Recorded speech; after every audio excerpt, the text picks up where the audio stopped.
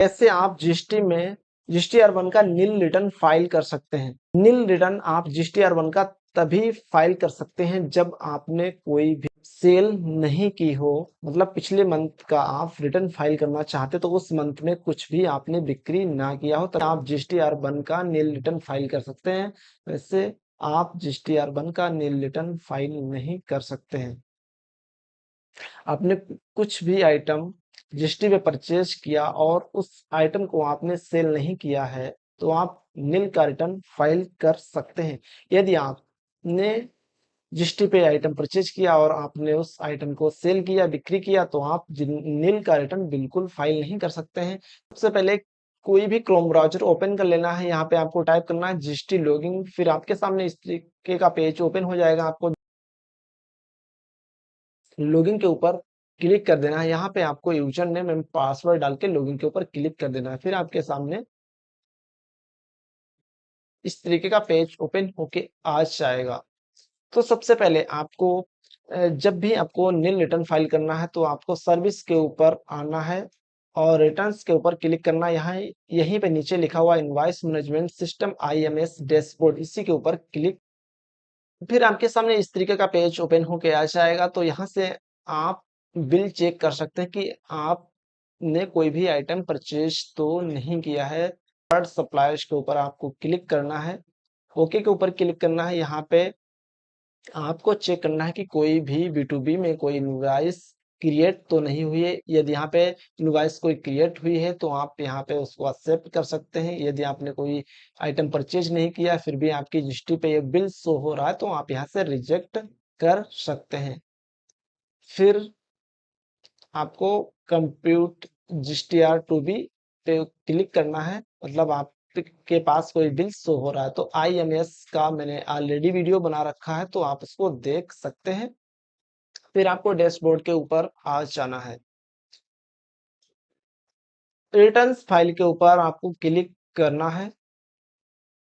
Financial year आपको यहाँ से चूज कर लेनी है, क्वार्टर चूज करना है, पीरियड चूज करना है। तो फाइनेंशियल ईयर 26-27 इस वक्त चल रहा है तो मैं इसको चूज कर लेता हूँ। क्वार्टर की बात की जाए तो अप्रैल टू जून चल रहा है। यहाँ पे पीरियड की बात की जाए तो इस वक्त अप्रैल मंथ चल रहा है। तो सर्च के ऊपर फिर आपको क्लिक कर देना है।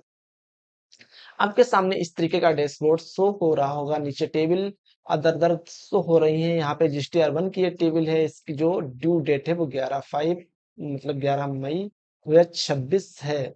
यदि आप B2B में कोई सेल दिखाना चाहते हैं तो आपको 11 अप्रैल से पहले इस बिल में आपको फाइल करना होता है। यदि आप B2C के लिए है तो आप इसको नेक्स्ट में भी बाद में भी इसकी आप सेल भेज सकते हैं। यहाँ पे आप टेबल शो हो रही है, auto drafted ITC statement for the month GSTR2B। आप IMS डैशबोर्ड पे बिल को एक्सेप्ट या रिजेक्ट करेंगे उसी हिसाब से यहाँ पे ITC शो होगी। मंथली रिटर्न GSTR3B, यहाँ से आप GST3B का रिटर्न फाइल कर सकते हैं। यहाँ पे auto drafted details for view only to GSTR2A, जो bill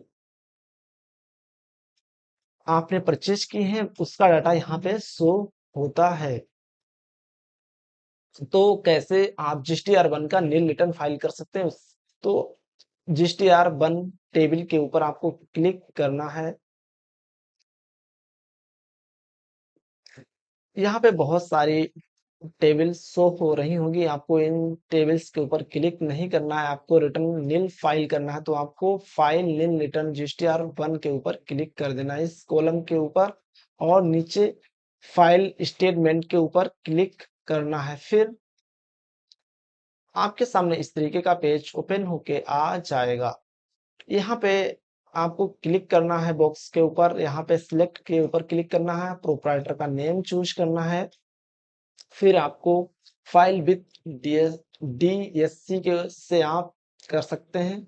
file with EBC OTP generate कर सकते हैं। तो ये OTP जो भी आपने अपनी GST में रजिस्टर्ड मोबाइल नंबर किया है उस पे गई है और जो भी आपने अपनी ईमेल ID रजिस्टर्ड की उसके ऊपर OTP गई है। तो यहाँ पे आपको OTP डाल के वेरीफाई के ऊपर क्लिक कर देना है। तो इस तरीके से आप GSTR1 का नील रिटर्न फाइल कर सकते हैं। तो यहाँ पे लिख के आ चुका है कि आपका अप्रैल मंथ का जो रिटर्न जीएसटीआर बन का है वो फाइल हो चुका है। तो दोस्तों इस तरीके से आप रिटर्न फाइल कर सकते हैं। वीडियो अच्छा लगा हो तो आप हमारे चैनल को लाइक शेयर सब्सक्राइब जरूर करें, क्योंकि मैं आप सभी लोगों के लिए GST, income tax and finance से रिलेटेड लगातार वीडियो लाता रहता हूँ, न्यू न्यू अपडेट भी लाता हूँ।